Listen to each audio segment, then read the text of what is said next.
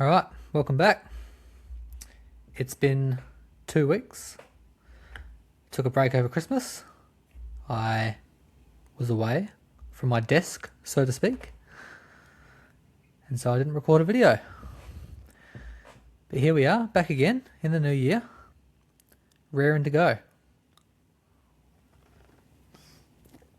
So what have I been reading? I've been reading The Parasitic Mind by Gad Saad. He's an evolutionary psychologist, economist, and business commerce analyst, I believe. He's written a few books. Another one, which I haven't read, was called The Happiness Effect, I believe. Don't quote me on that. This book, The Parasitic Mind, and he has a forthcoming book called Suicidal Empathy. That should be good. I'll be looking forward to that one.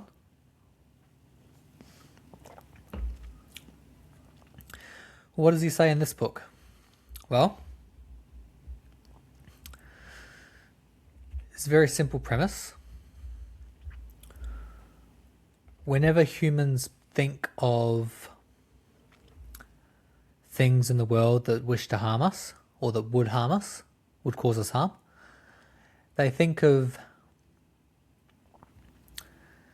very stereotypical things, like a lion if you live in Africa, or a crocodile if you live in Queensland, or northern Western Australia, or a shark. You get my drift. Falling off a horse, that can be deadly. But we don't think about things that are more subtle, that can also cause us harm.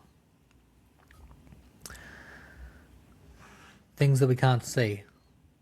Viruses. Okay, some viruses can be quite deadly to us. Some, not all of them. And parasites are the other one.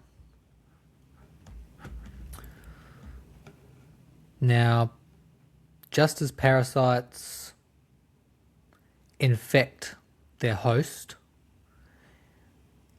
and can cause them to do things that they otherwise wouldn't under normal conditions, Gad argues that some beliefs that we hold can be parasitic in a similar sense. So we may hold beliefs, thoughts, ideas, opinions about the world that can cause us harm without recognizing it, can cause us to behave in certain ways that we wouldn't normally if we had all the information.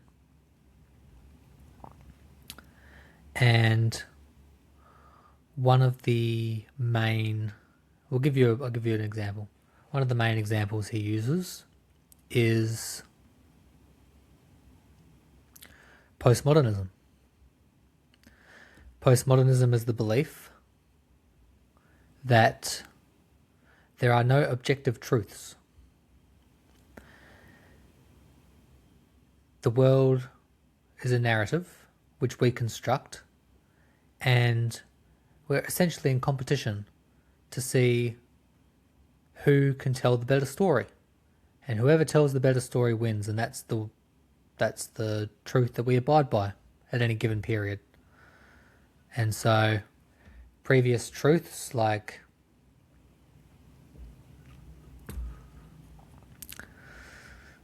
the world is round, maybe, simply a narrative, according to the postmodernist, more or less.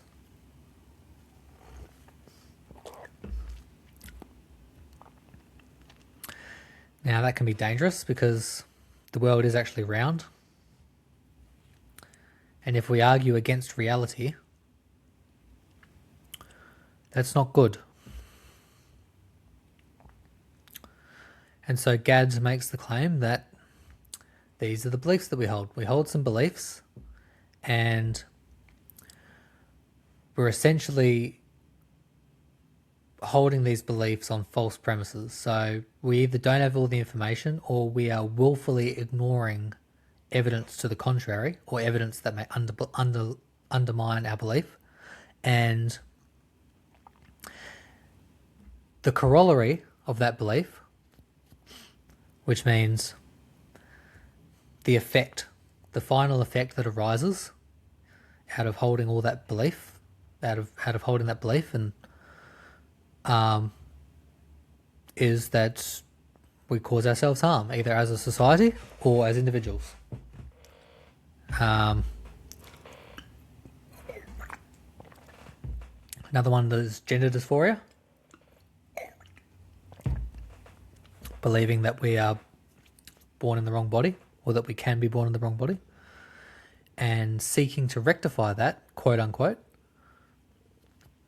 by either removing our God-given appendages or attempting to mutilate ourselves to fashion appendages that we didn't have, is doing harm to us. Okay, that's not a good thing to do. You shouldn't cut off parts of your body because you have a belief that you're somebody else. Okay? That's self-harm. Okay, it's pathological. So, that's the main premise of his book. Now, interestingly, a lot of his examples are anecdotal, which I personally didn't like. But it wasn't necessarily written for me. It was written for a wider audience. So I can see why he did it. And that's all well and good. But a lot of the examples, especially in the first half of the book, are sort of him outlining periods of his life where he's been overly provocative in the face of beliefs that have been the mainstream and are demonstrably false, and the responses to those provocative comments. And there's quite a few of them. He's a sarcastic old goat, Gad. He's a bit of a satirist. Good on him. Well done to have humour, given what he's been through. He was born in Lebanon, grew up in Lebanon, and he had to flee because of his religion. He was Jewish, and they don't like Jews in Lebanon. In fact, there aren't many countries at the moment where they do like Jews, and that's unfortunate. But that's something we're going to have to rectify, I think, because it's not good. If you're in Australia, you would have seen what's happened recently, and it's happening all over the world. So he's had to flee. His family had to flee Lebanon. And he moved to Canada. Okay, now interestingly, when he tells the story,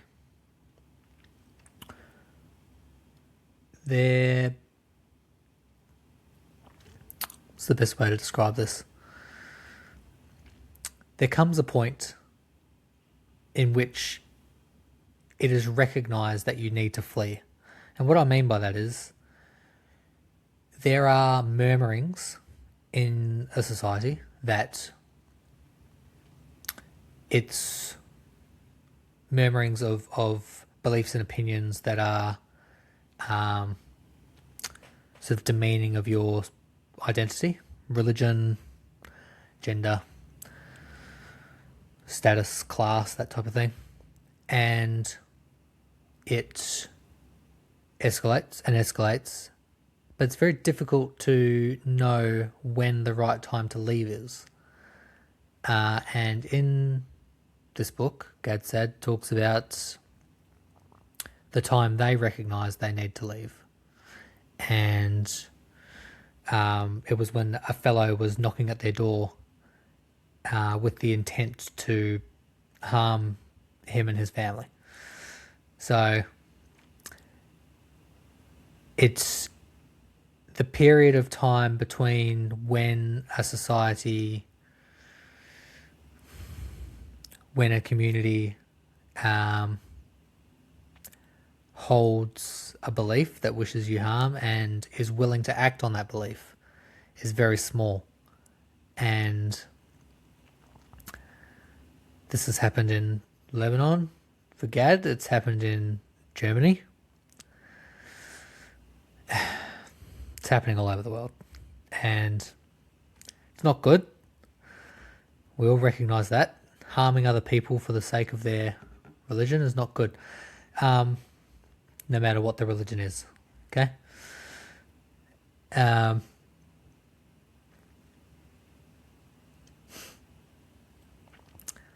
So this is indicative of the book, really. It's about beliefs and how pernicious they can be and how they can be misconstrued and used to harm ourselves and other people. And it's very interesting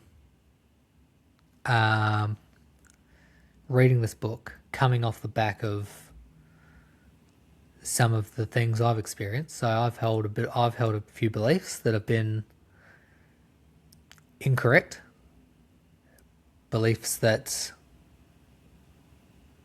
would have led to the harm of my community and society.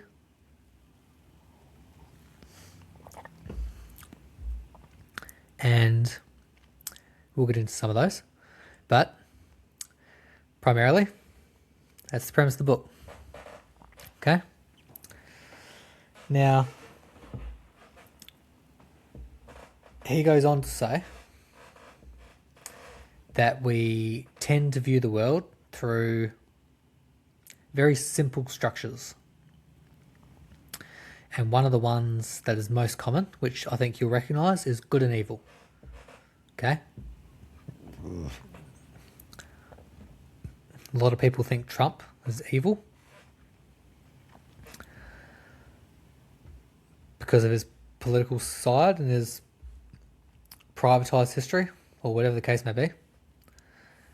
A lot of people think Albanese is good because he's on the left. And it's very often how the world is portrayed. It's very clear, simplistic, good and evil, black and white. And I challenge you to reconsider. And maybe if you're watching this video, you already understand that dichotomous structure and that it's probably not in everyone's best interest to view the world that way because it's very simple. And generally hyper-simplified things miss key criteria or information that's relevant to the concept they're discussing or viewing the world in, whatever the case may be. But even if you are aware of that, I'd still challenge you to think about it a little bit more, because it's only recently, and you know, I'm only saying this because I am the first to put my hand up to say that, you know, I used to view the world this way as well. It's very easy to see political policy through the lens of good and evil, right and wrong. I don't think that's the correct way to look at it. I think that we should be measuring these things not on their moral, not on we believe their moral intent to be right or wrong or good or bad or whatever, but on actual outcomes, economic outcomes. So does the policy do what it's intended to do in the way that it says it will, or does it not? And if it doesn't, then the policy should be rescinded. And that's a more interesting way to view it, I think. And perhaps it'll allow you to distance yourself from the emotional side of it. Because if you're viewing politics through right and wrong, good or bad, it's very easy to get emotional. And I was one of those people who got emotional as well, listening to policies I didn't agree with, or seeing people that disagree with the policies that I agree with. And that's still happening today. It hasn't changed in the last 4 years since I've really been interested in this economics and politics and stuff, and it hasn't really changed. People are still getting emotional on the right and the left, and we need to get away from that. It's not working. Okay, each side believes they're correct, and each side believes the others is incorrect, and it's through the lens of right and wrong. So each side believes the other side's evil, and they just get emotional, and that's not helpful, really, is it? Okay, we're not going to genuinely move forward collectively if we continue on this way. It's just not going to work, because each successive government, doesn't matter which side gets in, the other side, which is half of society, is just going to disagree with the other's policy. And the answer's more nuanced than that. Okay, right and left in the political sphere should both be reducing government. But that's a matter for a different day. So anyway, we all view the world through a dichotomic structure. It seems natural to us. It's a common split, black and white, left and right, good and evil, la la la la la. We all view the world through that lens in some form or another at some time or another. It's a very easy way to view the world. It's a very natural way to view the world. It's a simplified pattern and probably a form of heuristic that allows us to automate certain beliefs so that we can get on with our lives. Okay? It's fair enough. Fair enough that we do that, but we need to get away from it because it's not helpful. And the world's more complex than that. As it should be, as all good things are. Far more complex and far more interesting. And that's really good, because that means we get to investigate. And if the world's hypersimplified, what's there to investigate? Not a lot. And that's boring, I think, anyway. So there you go. Now, in our attempts to view the world this way, Gad says,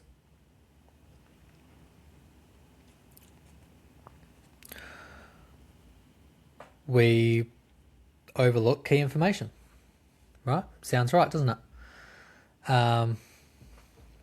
Or we willfully dismiss key information, which is also interesting. So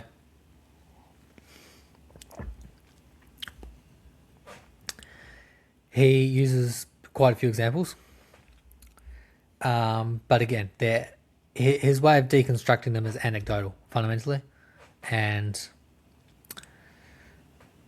it's a fine book. You should read it. It's a good book, but I'm not going to recount what his anecdotes were. They're just periods of his life where he's been provocative, and he's spoken up in the face of tyranny, which is good. But you can read for yourself and see what you think. So the examples that he does use are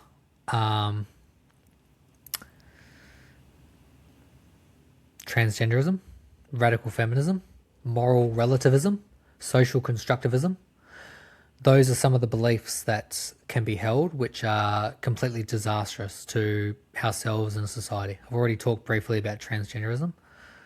Radical feminism is the belief that all men are the reasons for economic inequality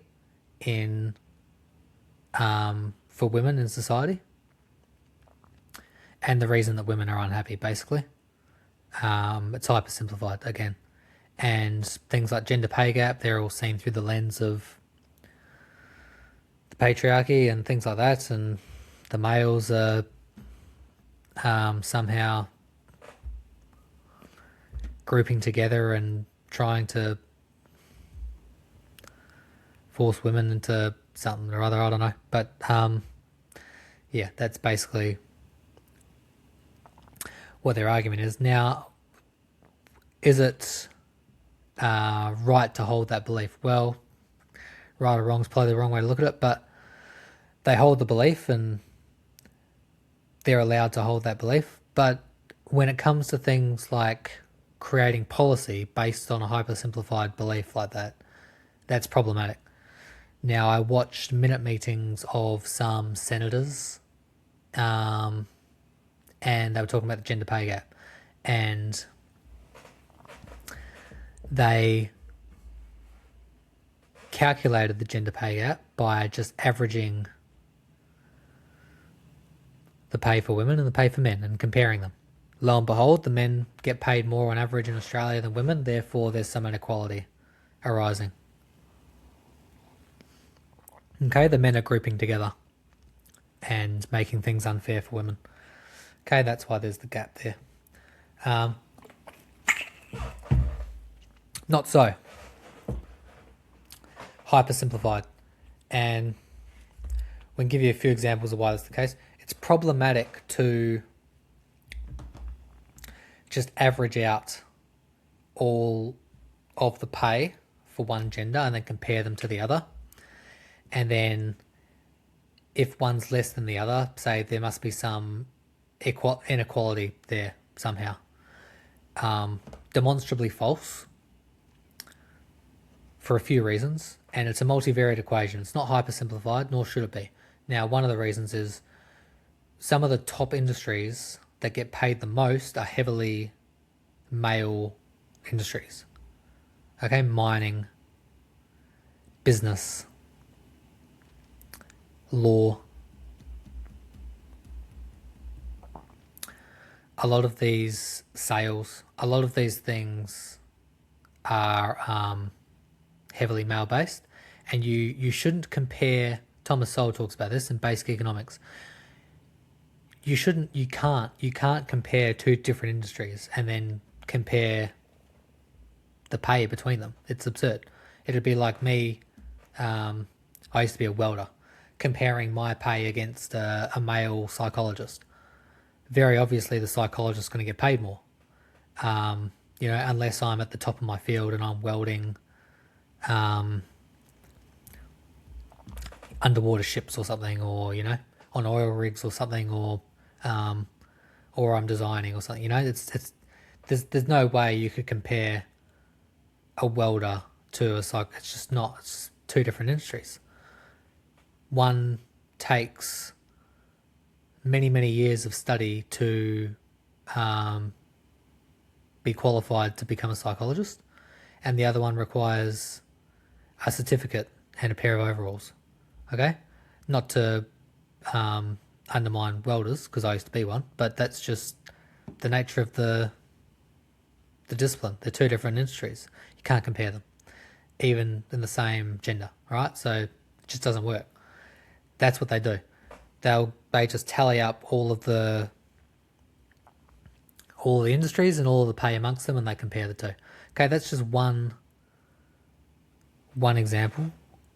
Another one Jordan Peterson talks about is agreeableness and disagreeableness. So within a singular industry, let's take sales, because there are a lot of women in sales. Good on them. Females are more agreeable than men. When negotiating pay, it's beneficial to be disagreeable, or more men are able to negotiate better pay because they're disagreeable. They'll see the salary being offered to them, and they say, no, that's not enough.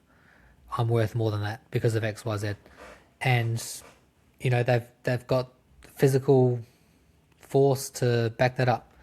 The female's more agreeable. Does that make her less than? No. It just means she's more agreeable. She's less likely to disagree on things where there's some negotiation involved, unless she's super disagreeable, which some women are.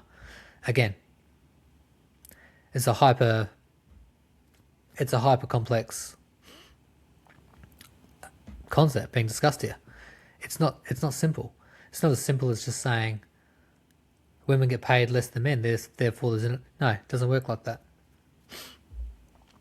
But that's what they do. These politicians, okay, they do it all the time. All of them. They're all as bad as each other. But there you go. There's two propositions where it's not as simple as it's being made out to be. What's another one? I had another example in my mind. It's lost. I've lost it. What did I say? Agreeableness, disagreeableness. Men work longer hours than women on average. On average, again, some women work insane, stupid hours, but not all women, and less of them than men. Whereas most men tend to work outside and more hours on average. They get paid more. It's not as simple as just we'll just calculate the tallies and compare them. No. Anyway, that's one of the beliefs. Radical feminism. And when it's hypersimplified, it can be problematic. Now, some of the examples he gives in his book of him being provocative and whatnot, it is problematic in those examples because he is being provocative intentionally. But if we bracket those off and talk about just a standard proposition being made, someone proposes a proposition, males earn more than females in Australia, therefore there's inequality happening. The males are all getting together in dark rooms and making it the case that there's inequality there, okay? So that's the proposition. If someone makes that proposition and then someone else like myself comes along and says, no, that's hypersimplified because of XYZ, like I've just discussed, Gad wants to say, though that contrary evidence, the problem with parasitic thoughts is that contrary evidence doesn't work. Contrary evidence, interestingly, it solidifies the belief further, entrenches the belief further in the psyche. And so the person is even more convinced that they're correct because the person is disagreeing with them and that they've provided evidence of why that belief is not to the degree that they say it is or is just blatantly incorrect, right? Demonstrably false. Okay, so contrary evidence further convinces an individual. This is how twisted it is. Now, I'll give you a really good example.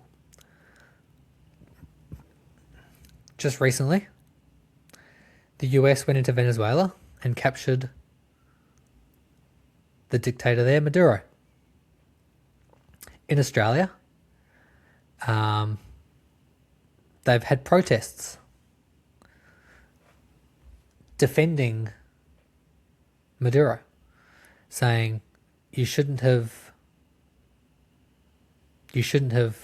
kidnapped him or whatever, or taken him. Now, he's a crazy dictator. Like, there's videos of him and his military running over people, right? Like, very clearly not a good person. But some people are so consumed by the hatred of Donald Trump that they're willing to defend a literal narco dictator because it was Trump that was the one that got him out. And that's just crazy. You're allowed to be anti-Trump, but against narco dictators. Like, people that you dislike can do things that you agree with. That's pretty standard complexity of the world. This is what we're talking about, but again, we're committed to these, it has to be consistent across all, even when it's clearly not in our best interest to be that way. Okay? So it's real interesting. Biden laid the groundwork for the Trump administration to take him. They denied his immunity status. Okay? So, people you disagree with can do things and hold beliefs that you agree with. It's allowed to be complex. It doesn't need to be... Trump does things all the time that I disagree with, and I'm a Trump supporter. You know? He's tearing down the East Wing, apparently, to remodel the White House. I don't think he should do that. It's a historic building. It should be kept, that's what my belief is, and it's in disagreement with him. I'm sure there's plenty of things he does that I probably disagree with.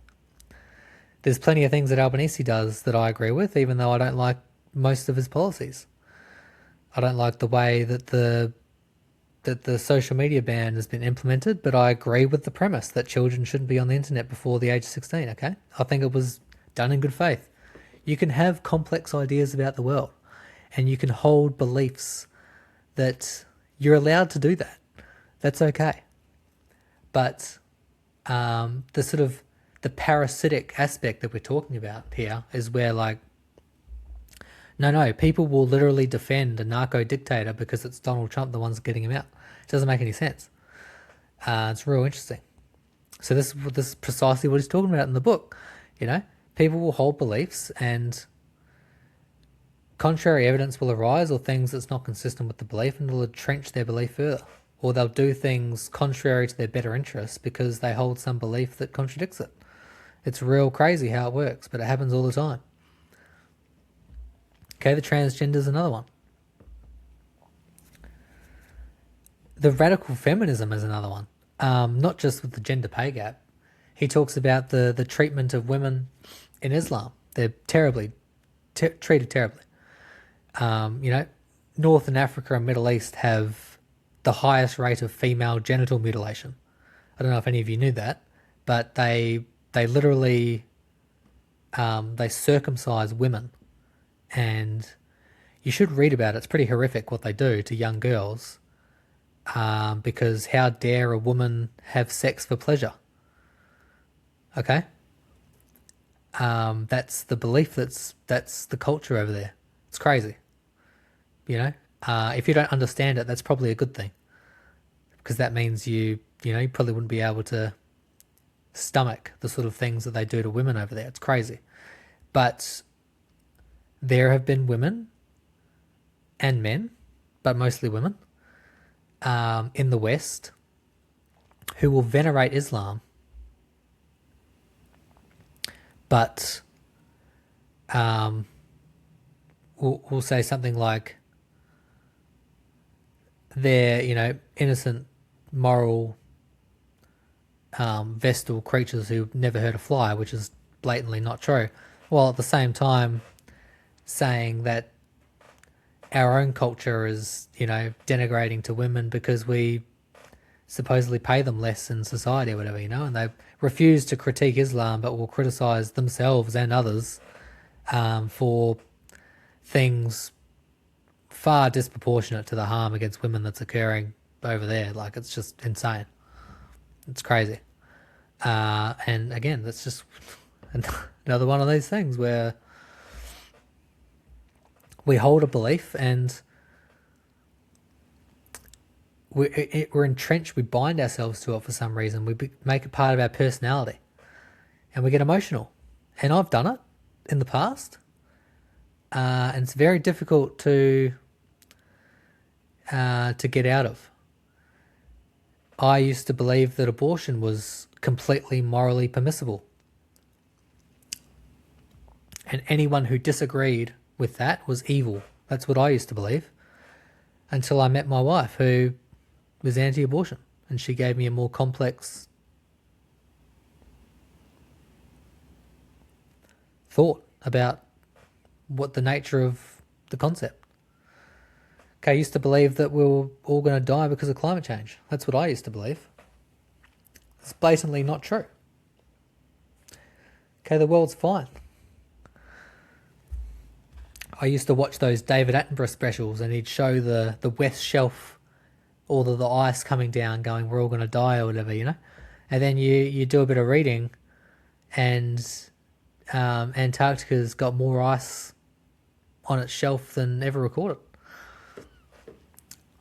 And it's all on the other side. But it's but it's being shown in the, in the video or whatever, and it's all coming down and the penguins are flying off, and he's like, we're all doomed or whatever. It's just not true. Not to the degree that it said it is, The world's more complex than that. But we hypersimplify it. We do it all the time. Politicians do it all the time. Mainly because they want to be voted in. And they're like snake oil salesmen. Where, like those, what are those fad diets that they give to women? What are they, like, meal replacement shakes, and what are the pyramid scheme ones? I forget. They come and go so quickly now. I forget what they all are. Anyway, you'll know it when you see it, or maybe you won't. Anyway, fad diets and fad pyramid scheme things where they sell you this hyper simplified thing, like you'll lose weight if you drink shakes for 30 days or whatever, which is sort of true. But then the shakes stop and you go back to eating and you put it all back on or whatever, because you haven't built the lifestyle. It's more complex. It shouldn't be hot. It's just not simple. It's not a simple concept. Okay? Nothing really is. Anything can be intellectualized. And what I mean by that is anything can be discussed in ways that reveal more about it than what there is on the face of it. Okay?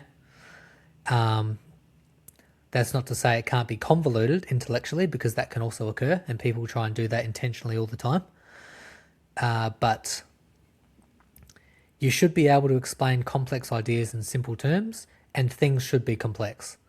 And that's just how the world is. It's not a simple world. Ecosystems are not simple things. They're very complex. And when you hear something hyper simplified, saying there's a very clear right and wrong answer here, very likely not true. Every event is different. Every individual is different. And every system is different. And it takes time to really flesh out problems and resolutions and things like that. So, politicians do this all the time. They hypersimplify it. They sell this snake oil. They go, the world is like this. They'll take a snapshot, and then they'll get their media to make a story about it, as if that somehow solidifies the veracity of it. And then they go, see, I told you so. And then, don't worry, we're going to fix it, and it's going to be with more policy or with more bureaucracy or whatever the case may be. They do it all the time. All of them. They all do it. Right and left. And it's because they want to get voted in. And, again, that's a parasitic thought. You're not acting in good faith there. You're wanting to just get into power. And the opposition doesn't care. If you think the policies are the same, if you look at them, they're all the same. The difference is in degrees. So, yeah, they're all the same. They all do it. And the opposition gets paid regardless of whether they're in power or not. Just remind you of that. So they don't care. They just want to be... The only reason they want to be in power is because they think their policies are going to work instead of Labor's. And they're all wrong. You're not going to solve the problems that we've got with more policy. It's just not going to work. Like the Bondi shooting, that's not going to be solved with policy. That's systemic. That's a proper... There are whole communities of people who hate Jews that are living in Australia now. Some of them are homegrown and some of them are imported. Again, it's more complex. It's not they're all immigrants. Some people are Australian who have been born here. Some of them are white, some of them aren't. But they all hate Jews. And a large part of them have been imported. And that's not good. So it's more complex than it's made out to be, fundamentally. Right, so he calls that ostrich parasite syndrome, where you basically stick your head in the sand like an ostrich, even though I don't think ostriches do that, he says in the book, but we all believe they do somehow. I don't know, maybe someone can, maybe someone can actually, or maybe I could just Google it, I suppose. Um, we stick our head in the sand like ostriches when we come across information that contradicts our belief. Because it's our belief and we're the ones who hold it, it must be true. Therefore, all contrary evidence to the fact must be false. And that's just not correct. You have to be able to be molded by the information that's coming in at you from the external world. Otherwise, you're living in a delusion. And I've done this, so that's why I can speak to it, because I used to live in a delusion and my beliefs were confirmed by contrary evidence, because contrary evidence must, of course, mean that my beliefs are correct. And it's just crazy. It's bafflingly crazy and super interesting. So that's what the book's about. I've given you very cursory examples on it. A lot of it's anecdotal. He does reference a lot of things though, and some of the books that he's referenced I'm going to read. So that's interesting, and we'll talk about that. So I recommend, it's only a couple hundred pages, it's an easy read, it's very accessible. He's written it for most people to understand, so it's explained in a really easy to understand way, and the ideas are not too complex, they're straightforward, and he gives examples, so that's good. That's how it should be. It's very hard to, if complex ideas are written in really obscure ways, it's quite hard to narrow in on what the author's saying. And there's a lot of authors that do that, and some even do it intentionally. I think, Kant set that precedent where you have to write things in really obscure ways in order to seem profound, and that's just not true. In fact, most of his book is gibberish, apparently, according to another philosopher called Kaufmann. And he's the grade A translation for German philosophers and other types of things. And he basically went through his biography and said, look, the amount of time it took him to write the book, which was not long, he would have been writing pages and pages a day. And to go over to, there would have been little to no editing, and it's all obscure and hard to understand. So it's crazy. You should be able to talk about complex topics in simplified ways in order for people to understand it. If you don't understand it, you're not an idiot. It's more likely that that person is either trying to pull the wool over your eyes or they don't understand it themselves. That's what I've come to recognize. Very important. You're not as stupid as you believe. If you're coming across ideas that you don't understand, there's a reason for it.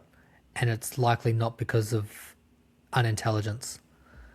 Unless you're, borderline mentally retarded, but you're not going to be looking at these things anyway. You're going to be off playing with a bit of string or something. So, yeah, interesting. Right, so be wary of that. And it's a good book. Book's good. Read it as I did. All I'm trying to do is read things and then talk about them and maybe relate it to Australian culture or politics or something, and then there you have it. That's the content. I'm only giving myself a week to write notes and read the book. It's not a long time. So probably a lot of the material is going to be covered superficially, but it's better than nothing, I suppose. It is what it is. I have to release the content consistently in order to do that, and not give too little time, otherwise it won't be relevant. So there you have it. That's the book. I read it in 2 weeks, wrote some notes on it, talked about it. Next book I'm going to read is, just picked it up from the library, called Homicide, I believe, by Martin Daly, and can't remember the other author's name. It's a woman, and they talk about homicide and things like that, and we'll talk about that next. That'll be interesting.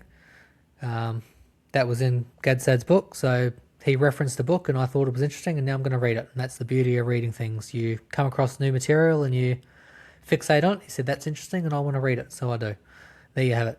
And then we'll talk about it. We'll see what happens. So there you go. Podcast over. Well done. You got through it. Good stuff. Good on you. See you next time.